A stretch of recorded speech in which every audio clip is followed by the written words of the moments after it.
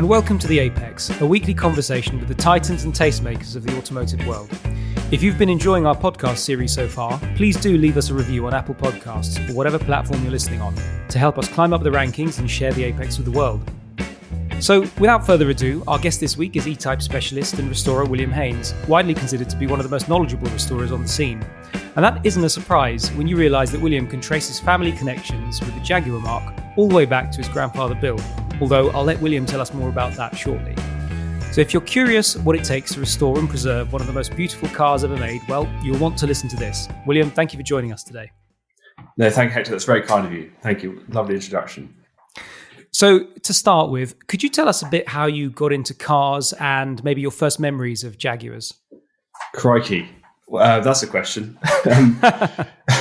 Strong start. To the strong.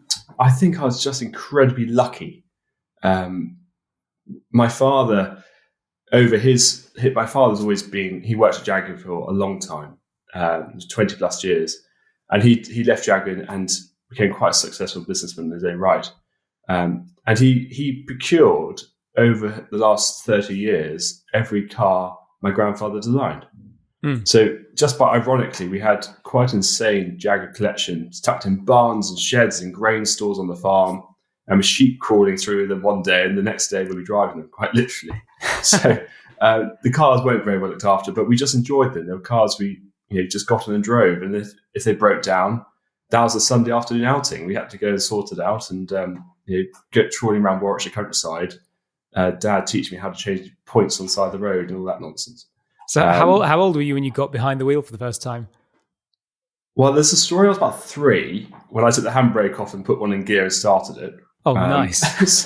No, I think realistically, I've been driving XK120s and E-Types around the garden since I could hit the pedals. I mean, about 7, 8 years old, maybe. And yes, learning how to be a little bit silly with them and respect them in grass fields around the farm, and just generally learning how to drive these cars, probably from, I used to come back from school and, sort of 10, 11 years old, starting them and using easy, start your bar spray to getting it going in sheds and just having having fun, really. I think my father, we made a point for a bonding exercise, father and son, every weekend. We try and get at least one of the cars out. And that's what we did. And it was my dad and I thing. It's our thing to play and tinker with cars and get them running. And it still is a very fond thing we both do. Oh, that's fantastic. So listeners might not be aware that obviously you've got a deep family history with Jaguars, and I alluded it to the introduction. Could you tell us more about that and Bill Heynes? Yes, of course. Well, firstly, totally privileged that my grandfather was probably one of the world's leading engineers of his time. He was completely ahead of his time. He always wanted to actually be a vet, and then obviously war came out.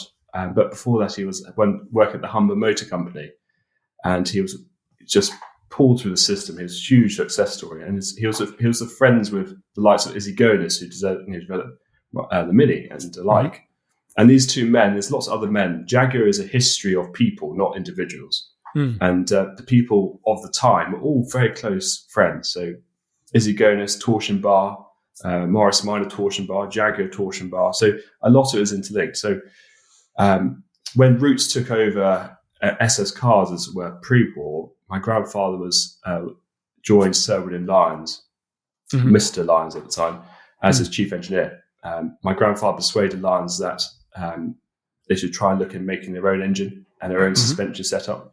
And that really was the defining moment where Jaguar, my grandfather, was given the resource and the people behind him and let his own creative mind create a product. And that's really where Jaguar started. And without that moment in time, there would have been no XK engine. And maybe no Le Mans. Yeah, absolutely. Yeah. So it was basically sheer luck he got a job working for Sir William Lyons. It was the right place at the right time, but he was the right man for the job. So from that, he developed the XK engine. That led on to him becoming chief engineer from SS100 to XK120, then the disc brake development with Dunlop, and then XK120 Le Mans, C-Type, XK140, D-Type, Mark 1, Mark 2, all the saloon cars in between. And then obviously the big stuff we like is obviously D-Type 955 long nose. And then it goes into E1A, then E2A, which is all prototype E-Type, and then the E-Type program.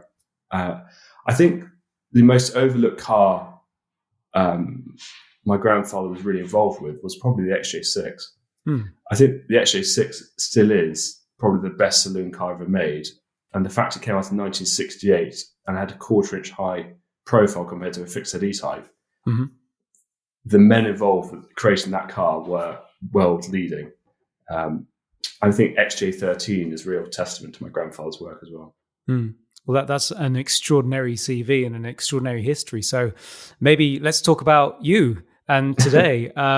Tell us about your business and what prompted you to start it, and maybe what it's like continuing that legacy of Bill Heynes. I think the job has always been, I've always wanted to do cars. It was either becoming a farmer. I worked out, came home for a week after going to the Cirencester University. Came home for a week and thought, well, that's a waste of time. So I do love farming. It really is it gives me an awful amount of joy, but it's terrible if you want to make any money. So I think Jeremy Clarkson sort of sussed that one out.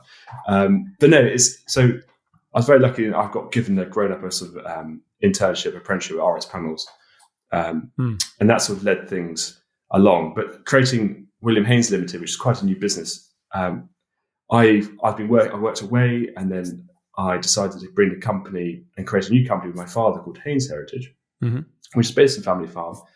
And it sort of got to the point in the last year or so over COVID that we both wanted to go in different directions, but completely for the most positive outcome. Dad has embezzled himself with a lifetime amount of restorations, more than any company could possibly want. He's got 10 plus Jaguar restorations on the go. Oh my God. And they're all really high caliber, lovely cars. So I decided to split the business where I'm going to do the professional side and do the customer facing side. And then I will help my father and support. Both companies will support each other to create one umbrella. But the exciting bit we're doing is Amy and I have completely gone into business together, which is amazing opportunity for both of us. Completely terrified of doing it. But then we started William Heynes Limited, where we are working on a number of very, very low-numbered 1961 cars and some very early 1962 cars, where we're trying very, very hard to get the job right. We've managed to get a lovely premises in South Warwickshire. We've got some amazing staff on board. So my whole principle of what we do is, I like to think I'm very good at my job, but that's irrelevant unless you've got a team around you. You're only as good as your last job, and you're only as good as the people you surround yourself with.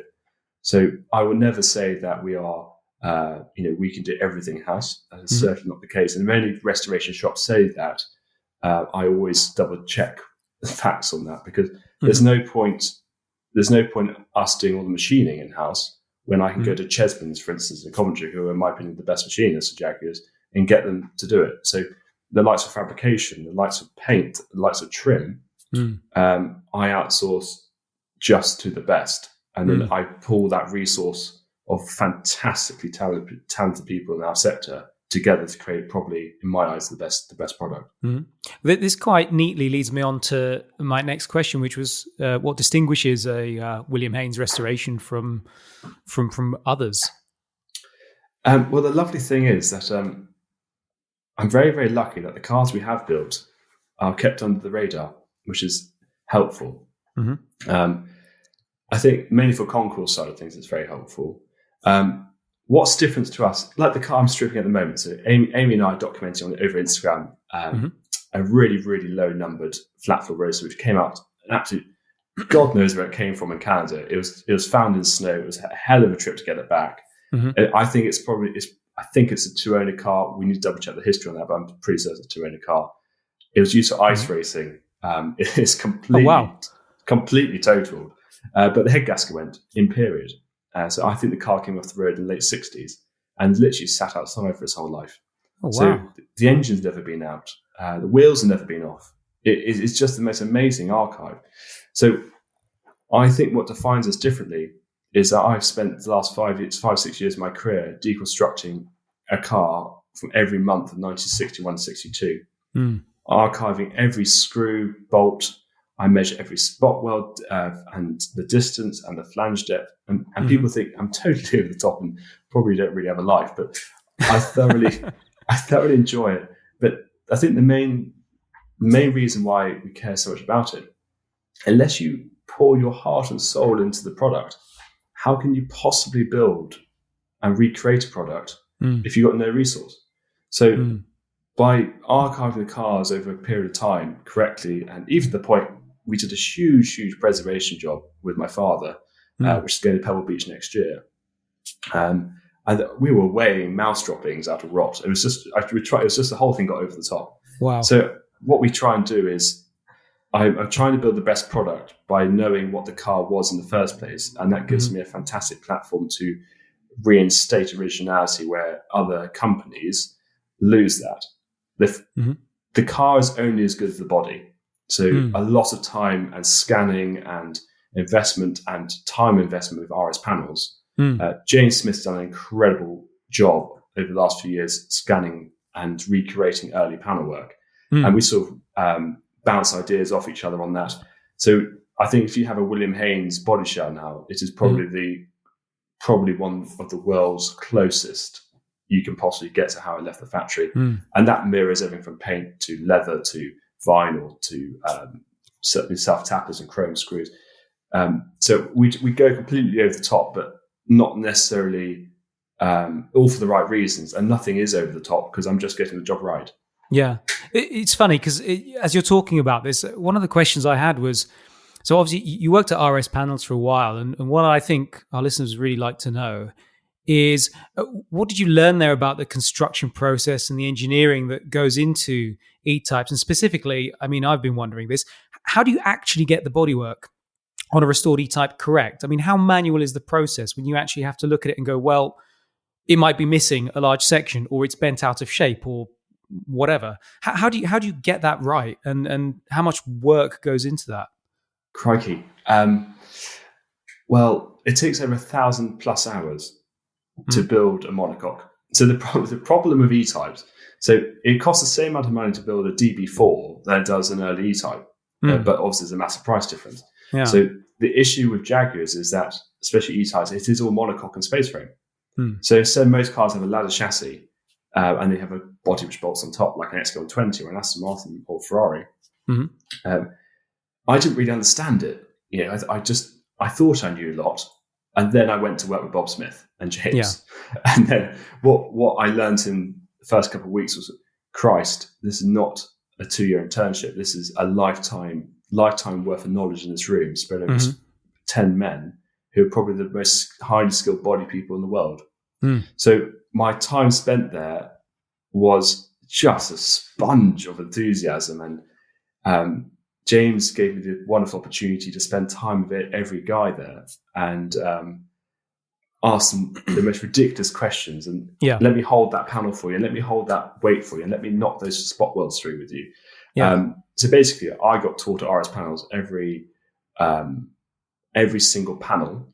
It allowed me to recognize every single sub panel and panel work of any E-Type and be able to know where it came from and how it can be reinstated.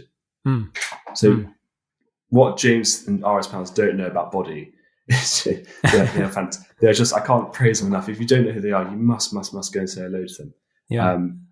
But what I learned there was from every different point, from deconstruction of cars to the body reconstruction of cars, the jig work, the procurement of parts, knowing how Coventry works in the overall sector. So basically, knowing where to get things from and who you need to speak to get things done, and generally what a BAP is. I had no idea. So no, what I learned from James and Bob was completely career defining. I was there with the lightweight program with JLR, and that was incredible. So an aluminium constructed car for as a real lightweight or an Eagle product, what Henry Pierman does, are mind-blowing. So to have the opportunity to witness and be involved with that, as well as detail work and many other things I can't really talk about, but it was a fantastic opportunity, and it allowed me to get my head round and understand what the essence of craftsmanship is. It does. Sorry, it does sound, as you're talking, I think something to just get across to listeners is just how artisanal this all is. It's really kind of handicraft and kind of working knowledge that, I don't think you can really Google, how do I restore, this panel on an E-Type. It's just that the knowledge is within people's hands and minds, and that's just a fascinating thing to think about. What's really alarming is that I'm 28 years old. So I'm not old at all, but the knowledge is there. But the people I've learning from are now retirement age. So we have we have to learn off these amazing, people who are all artisans in their own right. But you have to sit and watch them and ask them questions and say, why don't you do it that way? Because that way is a good idea, because I've just done that. And they say, well, no, William, because your hand gets cramped after 3 attempts. It's those conversations where you never know anything, and every day is a school day. And these guys who are the most amazing skilled people, they will tell you the things you don't know, because those things you don't know comes with 40 years experience. Yeah. So by balancing my business with James and other people allows me, for my knowledge on how I want it presented and how I want to conserve and reincorporate original panel to new panel. I can label you and show you every panel off an E-Type over a 10-year production line and tell you what year it came off. That's my skill set. Yeah. Where James's skill set is making that panel fit correctly whilst infusing it with an original panel and hiding all the weld marks. And that is a skill set I don't think I'll ever have personally. Yeah, I don't think as a company would ever have it personally, because you need the experience and the knowledge from these people. That's just incredible. And I guess that explains why, when people hear about restorations being quite expensive and taking an extremely long time, you sometimes wonder, wow, where did those costs come from? But I guess that's where it comes from, not just the materials, but the labor and the time. It's amazing. I mean, we did a preservation project, which is this Pebble Beach car, which I can't say too much about, but next year we can all rave about it. But that was 3,800 hours in preservation. Wow. Now, to cut a floor out of an E-Type and replace it with a Martin Roby floor pan or an RS panel floor pan or equivalent is quite a straightforward job. To save part of the body shell and refuse out old, that it takes double or triple the time. So it's not matter, I want a new E-Type. It's, okay, sir or madam, what's the budget? Because that determines what we can do. I mean, fabrication is expensive. I mean, the average rate fabrication is about £65 an hour. Mechanical, we're sitting at about £55 an hour. I'm really open about that. But it's only because it takes me 3,000 hours to build the thing. It suddenly comes into that an E-Type restoration is now heading north of £200,000. And it is down to the time to do it. But more and more we do it as a collaborative within the industry, faster we get. But then it still takes time, because the cars we're now finding are probably the worst representation of rot we've ever seen. So they are expensive because it takes a long time to do it. And, I find it hard to sort of tell people why, but you have to sort of come and see what happens to understand why the hell am I shot blasting bolts to put them back in, because they've got a certain number on them, but that's what the world wants. Absolutely. So just taking a step back, I mean, you spoke about your knowledge of the E-Type, the in-depth knowledge. So for you personally, what is the model or version of E-Type, or I mean, you can be as granular as you like, to be honest, that epitomizes the car for you? What's the one where you say, oh, you know what, that is for me peak E-Type? And maybe is it a race car or a road car? Just what are your thoughts? I think I'd have to split it down to. Am I allowed to do two? Am I allowed to sort of think? Of course you are. it's like you do Lucky Dip at Sweet. So if I was going to thrash down to London, see some mates, come back, I've got a huge soft spot for a semi-lightweight E-Type roadster. I think factory original monocoque. probably a 1962 car, March 1962 car with the first edition of drop floors, but lots of lovely early features. I'd run that with an RS panel, aluminium bonnet, factory aluminium hardtop and doors, and probably go all out and have the air vents in the boot lid and the roof on Amazing. raw mag wheels, and I'd bore it up to 4.8. So awesome. Basically, do what I think Henry Pierman's hit that in a nutshell, but I'd want to do it my own sort of spin of what I do and keeps originality, a lot more originality in there. But that's my personal preference. But no, I think that's the ultimate GT spec car for you to hoolie for 3 hours. if I was going to take Amy and I down to South France on holiday, I'd probably want a really lovely 1965 4.2 fixed head on factory offsets, on probably the Pirelli Cinturatos. Yeah, and I just want to get on with it. I've got an armrest, I've got comfier seats, I've got full synchro box. Yeah, and I could probably plug my iPhone in there. So, I think I've done hours and hours and hours of E-Types, original ones, modern ones. You have to have the hooligan car with straight through exhaust and just noise and excitement, and you're living on the edge. And then I want the car I can go through a McDonald's drive-through about and not worry about it too much. So. That's amazing. I can hear people taking notes in the background furiously. That's what you just said. So another question I had was, you're in, I think, quite a rare position of being both a kind of workshop mechanical person and I think a concours judge occasionally. Yeah. What impresses you when you're inspecting a concours E-Type, kind of drawing on your background as well? So when Hampton Court this year was amazing. There's probably more E-Types there than I've seen for a while. There are some fantastic restorers out there, and we all do things individually. So I'm not going to label anybody at all, but some people do things differently to I am, and some people think things what I do are probably completely crazy because it's gone too far. So we're all individual, and I think nobody can restore a car perfectly because there's so much competition out there. We all do it differently. So you have to respect that, and nobody's right or wrong in that, how they go about it. It's just budget at the end of the day. What I look for is originality. There are so many shiny cars out there. In my gut feeling, they're becoming a bit lost and a bit overly done. But if you can infuse a brand new restoration, which is probably the car's second or third restoration, but incorporating original features, so glass, headlight glass. They're very rare to find original headlight glass with the right watermark etching in them. Interesting. And most people just they have stone chips in them or scratched, and they chuck them in the bin and put brand new ones from a supplier.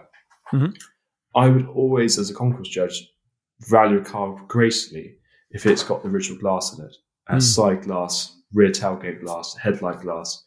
And for me, that is the original. That is just you have the balls to put the original glass out there, warts and all, and I think that's a lovely thing.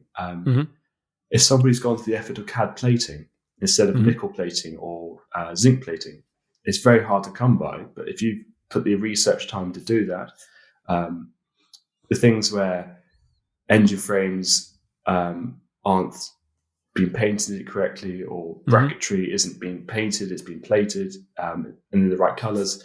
There's so much information. I'm going to bore everyone to tears, but there's so much information out there. What I see is if I've got an original body shell, or they've done a lot of work on it but hidden it correctly, and reinstated a lot of original features into a new reconstruction. I think what I'm trying to measure is thought process, and that thought process is preserving a car, not making a new car. You have to preserve it. I mean, this year we awarded the overall prize to Chassis 26 Right and Drive, which was the 26th Right and Drive Roadster made, owned by the Finberg family. And it's never been touched, really. It's a completely original car. It's probably the most original outside bonnet lock car I've certainly seen.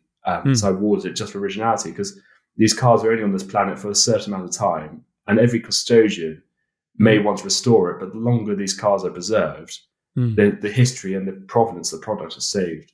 That's fascinating. So that's what I look for. Yeah, and it's not just a shiny car, as you so elegantly put it. If I had a car, just say if I built a car for concours, I'd probably hit it 50 miles an hour down farm tracks and stone chip it to hell, because that's what I love. I just love patina and use the cars. Don't trailer queen them. Do your job right and enjoy them. I think that's what I'm trying to put across as preservation on the concours side. Absolutely.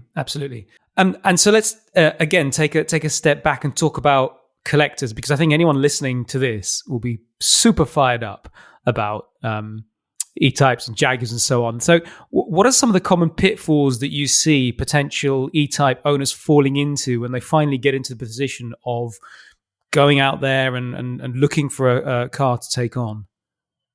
Pitfalls. It's quite interesting. I've had a few people on the phone recently about this. Same question. There are so many cars out there, it doesn't take long to find Google E-Type sale, and you come up with probably 30 ones within budget, and they all look great, and they're all from reputable people. I think my advice to anybody looking for a car, you have to split it down to three things.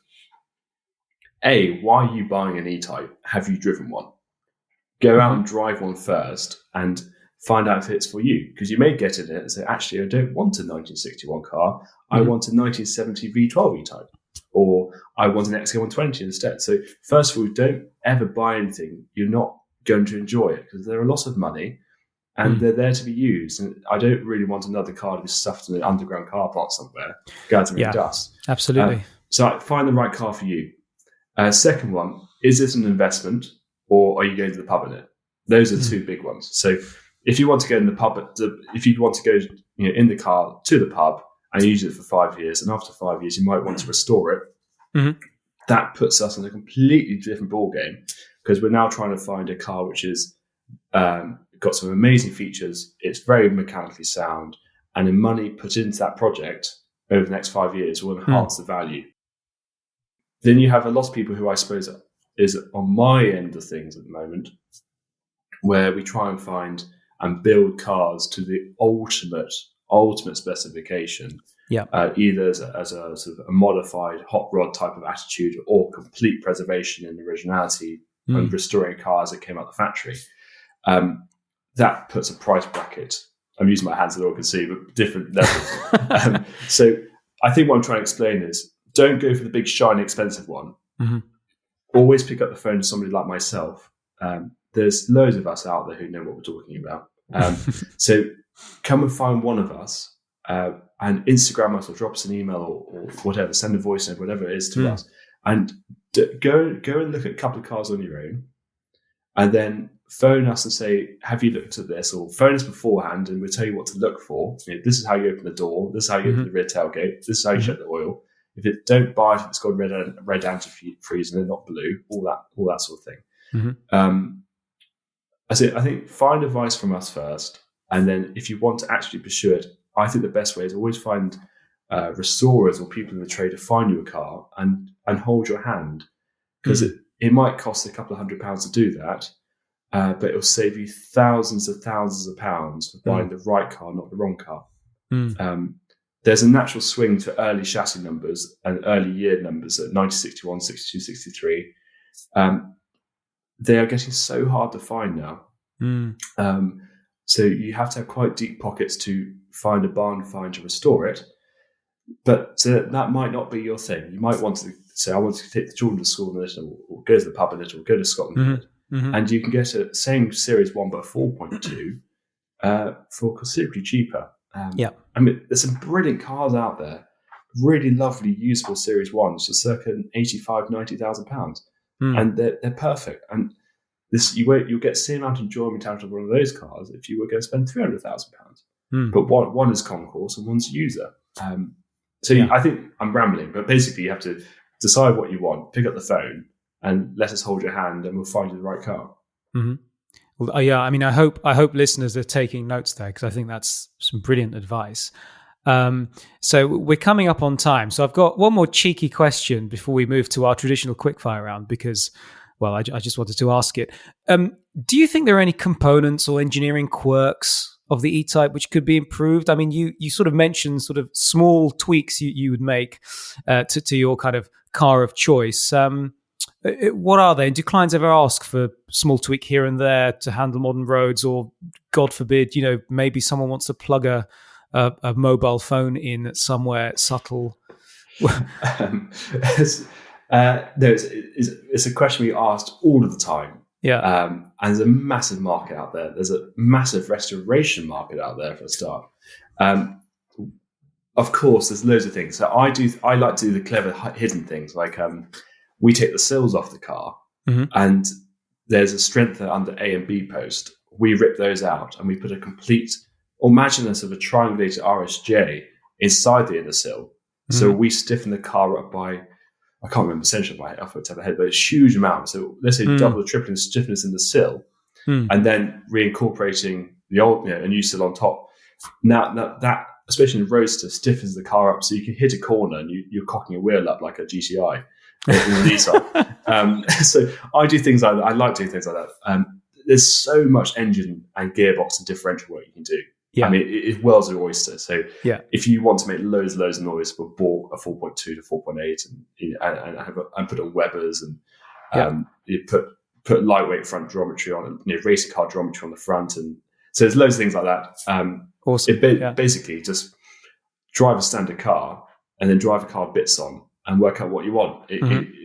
I'm always up for it. A USB now everybody's on iPhones. I was born in completely the wrong generation. I can hardly use Instagram at all. But but anybody who actually uses these cars, I think it's there's so many things. You can run a DAB radio down, hide the air under the dash, and so I'm all up for modernising these cars and making them usable, as long as it's done tastefully and a lot of it's hidden and it can be removed if necessary. Yeah, well, I couldn't disagree. So we're up on time, so I've just got some quick fire questions to ask. Controversial first one is, what's your favourite non-Jaguar classic car? Oh, crikey. I just love the Land Rover. I love Land Rovers. If budget was everything, I'd want a short wheelbase 250, like everybody else. Or DB4 Zagato or an MGB. I don't know, one of those. Second question is, what's been your life's best driving experience? It could be, on a track, or it could be a particular day that you remember that was just perfect. I'll rattle two off really quickly. I was very, very lucky to drive one of Eagle's custom aluminium cars a few years ago, straight out the box. I did my test route of 7 miles, and I got back to the customer's house and I actually cried with emotion. It was just the most amazing driving experience. I've never driven an E-Type like it. Wow. What they do down there is just mind blowing. So that was probably that's one of the cars I drove thing. If I ever build a car to that caliber, I'd be very happy. I think the most emotional thing for me, on my birthday this year, during COVID, Amy and I got lent a car by Jaguar Classic, Bill Heynes, and we did a 1,000-mile drive down to Cornwall and Devon on my birthday, and we weren't hanging around, and it was just one of the most amazing personal experiences in E-Type, and thoroughly using the car as it should be. It was just I don't think I ever recreate that. No traffic on the roads, being told to slow down by a policeman, but giving the thumbs up at the same time. It was just great. That's incredible. And last question, what's your final piece of advice for anyone looking to get into classic Jags? Just do it. On that note, William, it's been an absolute pleasure. Thank you so much for your time, and best of luck in the future. No, thank you. Thank you. The Apex is powered by Custodian, a new platform for car enthusiasts designed to help you manage your car from anywhere. Using the latest technology, it takes the pain out of ownership and lets you just enjoy the drive, because Custodian will take care of the rest. So if you believe life starts after 6,000 RPM, you need to be on Custodian. Join us now at www.custodian.club to sign up for early access and get ready to enjoy your car like never before.